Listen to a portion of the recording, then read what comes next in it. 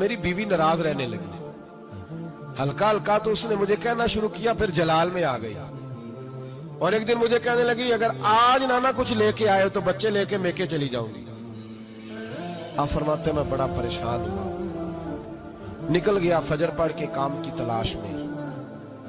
मैंने जोहर तक तलाश किया लेकिन मुझे काम न मिला। आप फरमाते नहर फुरात के किनारे तपती हुई रेत पे मैं बैठा था तो मेरे दिल में ख्याल आया, बंदों की मजदूरी नहीं मिलती तो आज अल्लाह की ना कर ले, आज अल्लाह की मजदूरी ना करे। आप फरमाते मैंने गरम रेत से तयम्मुम किया, वुजू किया वहीं फुरात, और गरम रेत पे कपड़ा बिछाया तो नफल पढ़ने शुरू कर दिए। जोर से असर तक नफल पढ़े, जोर से। चले मैं एक दुआ करता हूं, आप आमीन कहना। अल्लाह करे कि हम मगरब के बाद वाले नफल ही पढ़ने शुरू कर दें। नबी करीम सैयद आलम सल्लल्लाहु ताला अलैहि वसल्लम के गुलामों का हाल देखे, इबादत का हाल देखे। फरमाते मैंने कहा अल्लाह की मजदूरी करे, जोर से असर तक नफल पढ़े गरम रेत पे। और जब असर हुई ना तो मैंने अपने रुमाल में ना थोड़ी सी रेत बांध ली।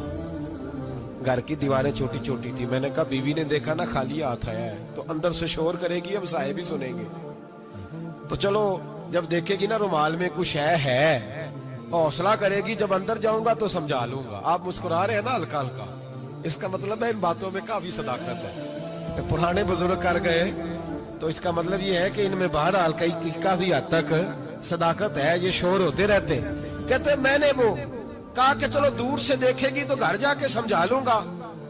आप फरमाते पहले मेरी बीवी दरवाजे पे बैठी रहती थी, बच्चे बैठे रहते थे, मुंतजिर होते थे कि कुछ लेके आए, घर में फाका होता। आज मैं गया तो शोर ही कोई नहीं, कोई शय नजर ना आई। वो रेत से भरा हुआ मेरा पल्लू मैंने दरवाजे के साथ रखा, अंदर चला गया। बीवी को आवाज दी, कहां हो? कहने लगी मुंह हाथ धो लो, मैं रोटी लेके आई। हाथ धो गई, रोटी किधर से आई? इस घर में तो फाके थे, खाना किधर से आया? कहते रोटी लाई, सलाद भी लाई, दूध भी लाई, उस जमाने में जो नेमतें थी फल भी लाई, सारा आ गया। मैंने घूर के देखा, मैंने कहा किधर से आया ये सारा कुछ? कहाँ है बच्चे? कहने लगी रोटी खा के बाहर निकल गए।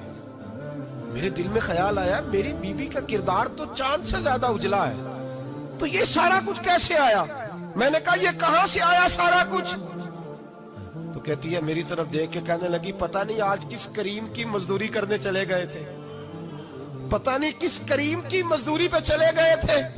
जोर हुई है तो उसने अनाज की बोरियां भेजी है, चावल भेजे हैं, फल भेजे हैं, इतना कुछ भेजा है कि मेरे घर में रखने को जगह ही कोई नहीं।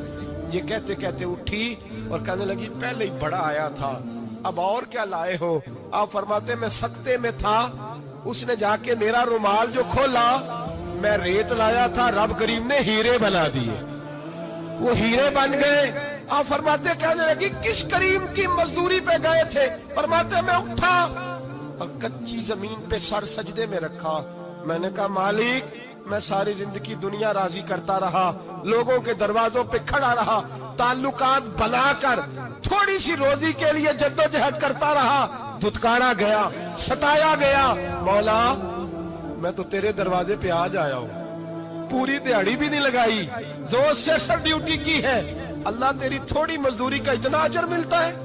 खुदाया तो इतना नवाजता है। फरमाया अल्लाह मैं मेहनत भी करूंगा, काम भी करूंगा, लेकिन दुनिया की मजदूरी थोड़ी करूंगा, मालिक तेरी इबादत ज्यादा करूंगा।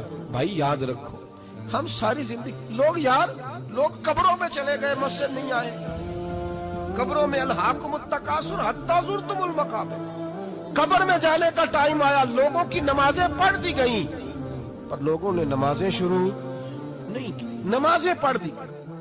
कहीं ले जाओ, शादी का मौका है तो वो कराची जाने को तैयार है, लेकिन चंद फरलांग पे मस्जिद है, मस्जिद जाने को तैयार है।